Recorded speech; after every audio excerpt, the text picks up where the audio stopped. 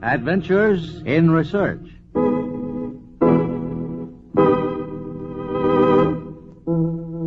This is Paul Shannon bringing you another transcribed story of science produced as a public service in cooperation with the Westinghouse Research Laboratories. And today bringing you the unusual story of an immigrant boy named Michael Pupin, who came to America penniless and unlearned, but through determination and industry rose to fame as an educator and inventor in his adopted land.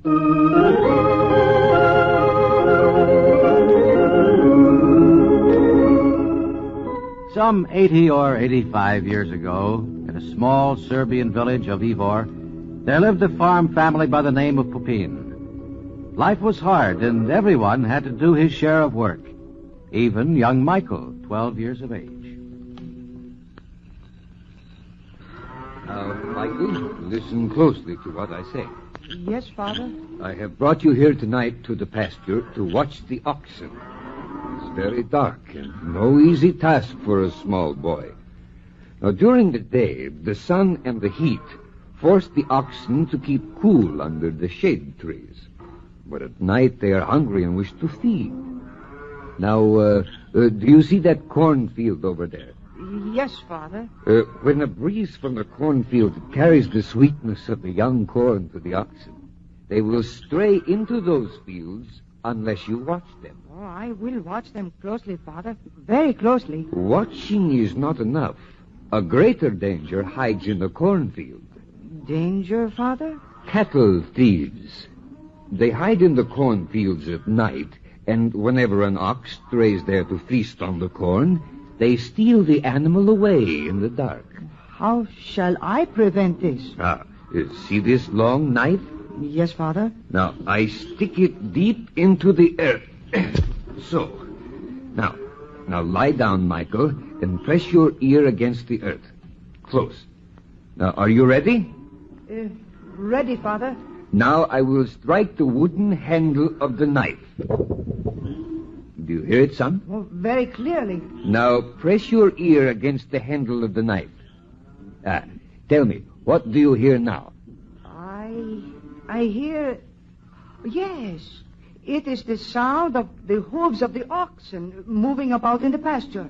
That is right. Why is this, Father? In Serbia, among the farmers, it is an old custom. We know that sound travels through the ground far better than through the air. And hard earth carries sound much better than plowed-up earth. So, Michael, it is your duty to lie here at night with your ear pressed against the knife's handle.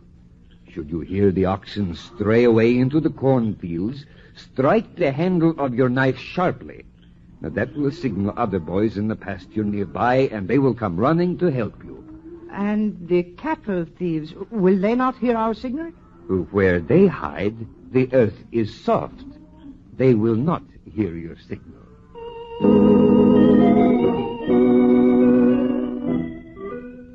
This was Michael Pupin's first acquaintanceship with the phenomena of mechanical vibrations, a fact which stood him in good stead in later years.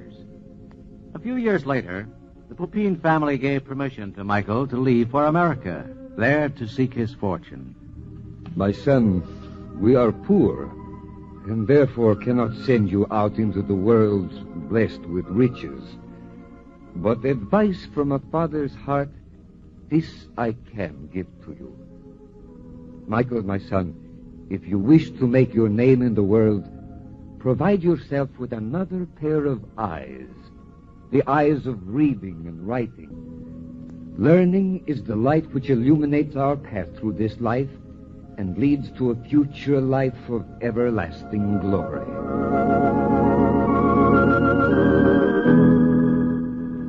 The ship carrying young Pupin to America docked at Hoboken, and the immigrants transferred to Castle Garden to be questioned by the admittance officers.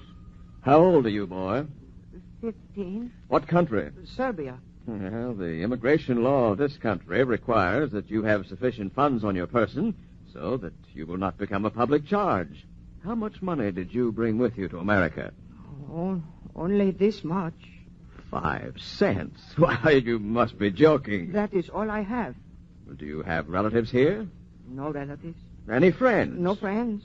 Don't you know anyone in this country? Oh, yes. Yes, in Serbia I study in school about Benjamin Franklin and his kite, and I know Abraham Lincoln, and I know Uncle Tom's cabin.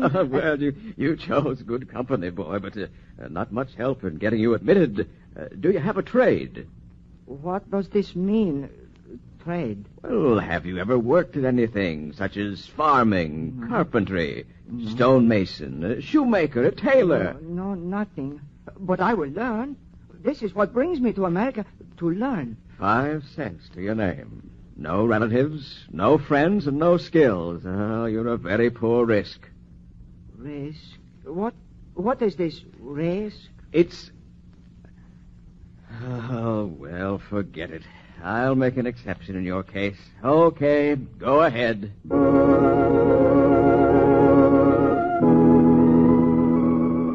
Michael Pupin was permitted to enter America.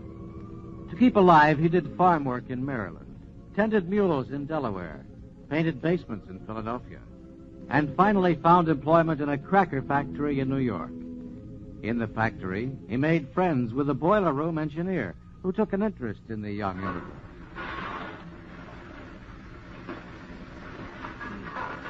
That's enough, coal boy. Shut the door. Sit yourself down and rest. Well, you still want to be a fireman when you grow up, Michael? Oh, yes. A boiler fireman like you, Mr. Jim. No, my lad. You must aim higher, much higher. That takes book learning. Here, I brought you a present. It's second-hand, but it's still good. Oh, a book. Oh, thank you, Mr. Jim. It's a dictionary. And the first thing you've got to do is learn English. Every time you come across a new word that you don't understand, you just look it up in this book. Oh, I will look it up, yes.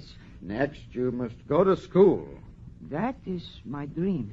A cousin of mine goes to Cooper Union Night School. I'll talk to him, see about getting you into classes. Oh, thank you, Mr. Jim.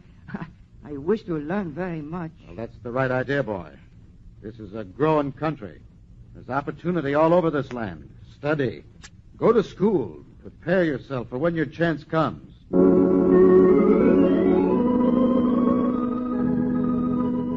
The boiler engineer, true to his word, got young Pupin admitted to school. Every spare moment at work, he made his young pupil memorize famous personalities and documents in American history. For the people shall not perish from this earth. Very good, Michael. Very good. I am speaking English better, yes? Oh, much better. Tomorrow we'll try my favorite poem, The Village Blacksmith. Mr. Jim.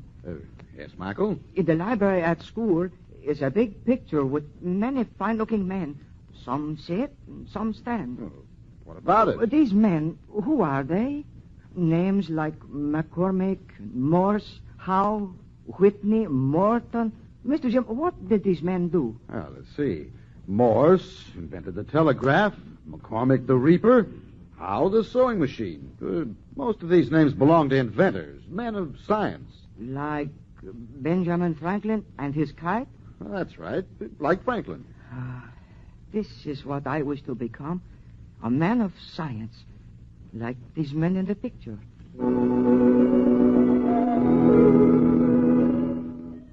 Soon Michael Pupin was just that, a man of science.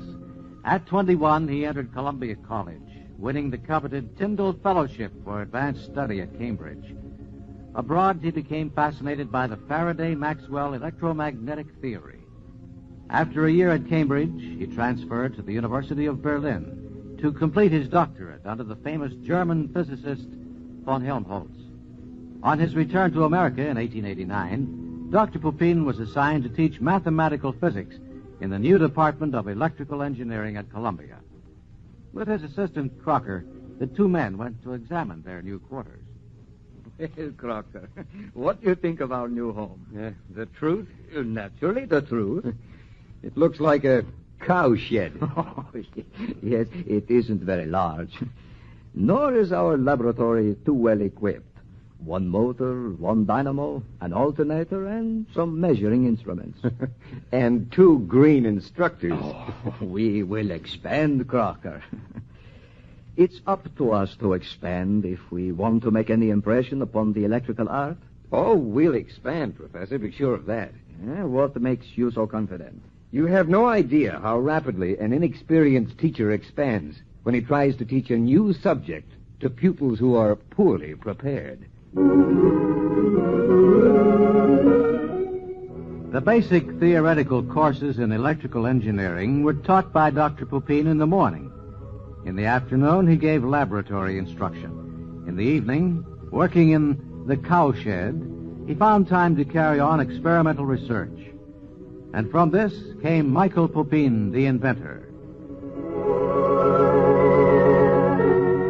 All of us know today that it's a simple thing to tune a radio. Just by twisting a dial or pushing a button, we get music, drama, sports, like magic. But when wireless or radio first came into being, this magic was unknown. A big problem was how to send and receive messages so they would not interfere with one another. This problem was solved by Michael Pupin. In an electrical circuit having a coil and a condenser, the moving electricity has a definite inertia and a definite electrical stiffness.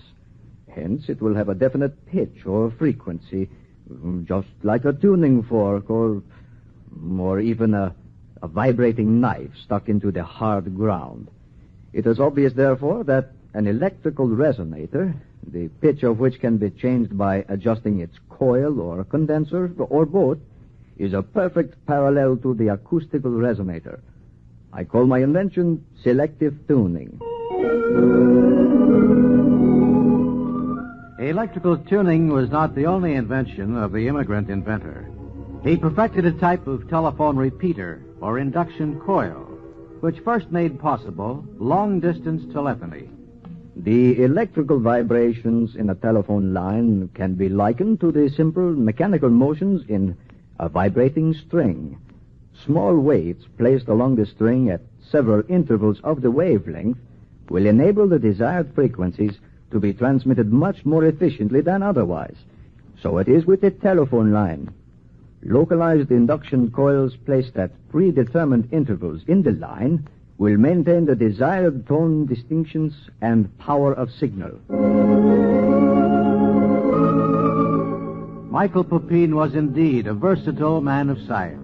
He discovered secondary X-ray radiation and made a long list of contributions to the wide field of telegraph, telephone, and wireless communication. And honors and prizes came to the immigrant inventor. The Elliott Crescent Medal for Distinction in Physics. The presidency of the Institute of Radio Engineers. The Edison Medal. The Ibert Prize of the French Academy. The presidency of the New York Academy of Science. 18 honorary degrees. Scientist, inspiring teacher, inventor. Such was the career of Michael Pupin, the one-time Serbian shepherd boy who made of his opportunities in a free land an inspiring adventure in research.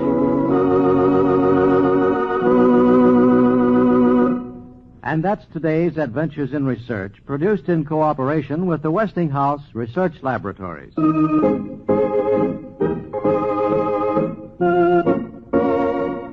These programs are broadcast to Armed Forces personnel overseas through the facilities of the Armed Forces Radio Service. Join us again next week for another transcribed story of science on Adventures in Research.